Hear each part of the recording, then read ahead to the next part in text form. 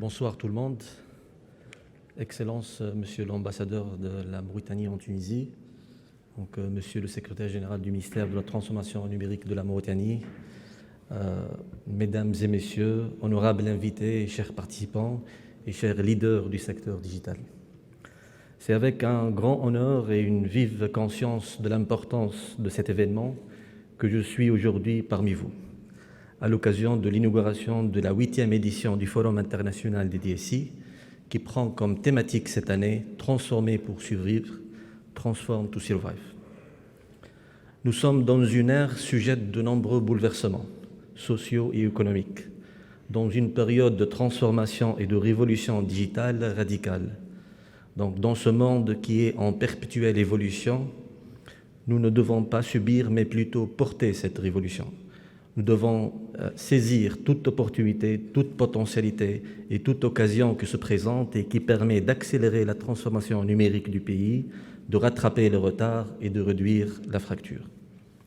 Mesdames et messieurs, chers invités, notre tâche est de conduire la transformation. Nous avons pleinement pris la mesure de ce défi et nous travaillons pleinement à le relever.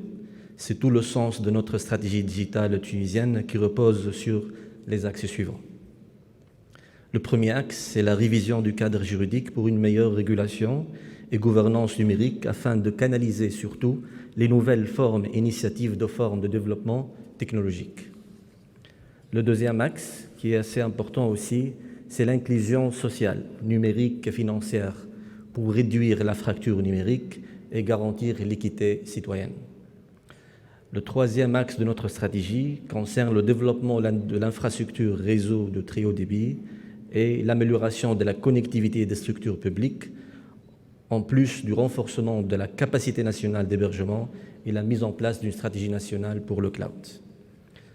Le quatrième axe de notre stratégie concerne la transformation numérique et la modernisation de l'administration à travers la mise en place de portails uniques de services, de gateways uniques d'authentification, de notification, de paiement électronique pour les services en ligne et d'autres briques de base qui vont harmoniser, moderniser les services administratifs. Cinquièmement, la protection du cyberespace national à travers une meilleure gouvernance d'abord et un ensemble de mesures proactives et réactives pour bien instaurer la confiance numérique, garantir la souveraineté numérique et lutter surtout contre la cybercriminalité. Le sixième axe, nous avons rajouté cet axe puisqu'il est assez important, il concerne la mise en place d'un modèle de gouvernance basé sur les données, le Data-Driven Government, et d'une économie basée sur l'information et le savoir, et ce, à travers l'exploitation des données massives et le développement des systèmes intelligents dans plusieurs secteurs tels que la santé, l'agriculture, le transport, les services de finance et plein d'autres domaines de l'économie. Au niveau de cet axe, une parmi les choses essentielles que nous allons mettre en place, c'est la mise en place de l'Observatoire du numérique tunisien. Voilà. Le septième axe, il concerne le développement du capital humain par le renforcement des capacités et des compétences, par la diffusion de la culture numérique pour le grand public.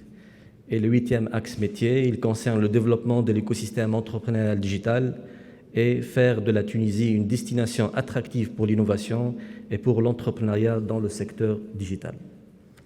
En plus de ces 8 axes et métiers, nous avons rajouté donc une stratégie nationale pour la communication et le conduite de changement, capable d'accompagner ce processus de transformation, et une stratégie pour la coopération internationale qui est nécessaire, surtout dans cet cyberespace qui est ouvert et commun.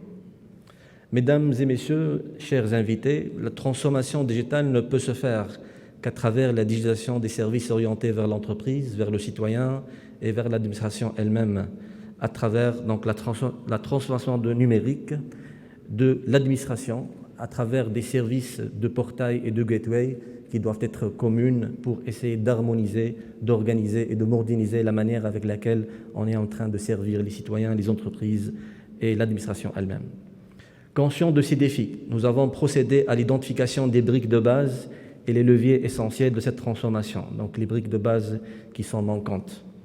Dans ce cadre, nous avons commencé par mettre en place l'identité digitale sur mobile, le Mobile ID pour les citoyens, depuis le 3 août 2022, Donc la première identité digitale du citoyen, qui s'appelle e-Hawiya, permettra essentiellement à l'usager de s'authentifier sur le portail e-Gov en toute sécurité et de signer d'une manière électronique tout type de document en toute simplicité. En fait, sans l'identité, on ne peut pas servir le citoyen en ligne, on ne peut pas aller très loin aussi. Ce nouveau service va révolutionner progressivement l'accès aux services en ligne en Tunisie.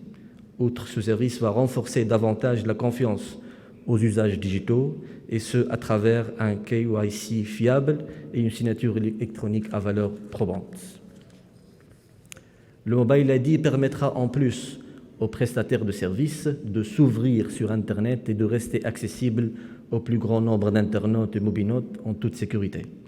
Le Mobile ID va leur permettre aussi de s'assurer de la qualité et de la véracité des données introduites en ligne, de se prémunir contre les risques de fraude et de se conformer surtout à des réglementations de plus en plus strictes et contraignantes en termes d'échange électronique et de protection des consommateurs des services électroniques et de protection des données à caractère personnel. Actuellement, le Mobile ID permet aux citoyens d'accéder au portail citoyen IBAWeb avec un premier service mis en place qui est l'extrait de naissance électronique avec un cachet visuel. Ça, c'est le premier service et on va essayer de rajouter d'autres services pour bien servir donc le citoyen. Donc ce document, il est le plus demandé et on va essayer de travailler sur les procédures et les documents qui sont assez demandés et on va essayer de simplifier progressivement donc, les services offerts pour le citoyen. Un deuxième nouveau service qui vient d'être lancé le 21 octobre, il y a quelques jours, qui est les mails officiels national du citoyen Iberid, qui peut être aussi utilisé à travers le Mobile ID, à travers lequel on vise à instaurer un canal de communication officiel, bidirectionnel, instantané, simple et sécurisé entre les services de l'État et le citoyen dans un objectif d'établir un moyen d'échange et de notification instantané et fiable. D'autres projets sont en cours de développement autour du Mobile ID dans une approche inclusive capable d'embarquer tout citoyen dans ce processus de transformation. Nous envisageons dans le futur proche déployer aussi les POC de bornes automatiques de fourniture de documents administratifs, et ce, dans un objectif de simplifier les procédures et de se rapprocher de plus en plus du citoyen. Nous travaillons aussi sur le renforcement de l'infrastructure d'interopérabilité, la couverture des zones blanches, les renforcements des capacités d'hébergement, des centres nationaux et sectoriels et plusieurs autres services en cours de développement.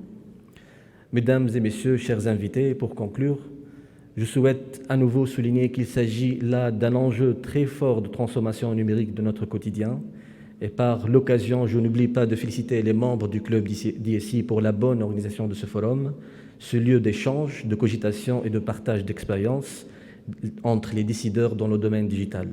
Nous sommes les leaders et les combattants de la transformation dans notre pays, donc bonne chance à nous tous. Merci.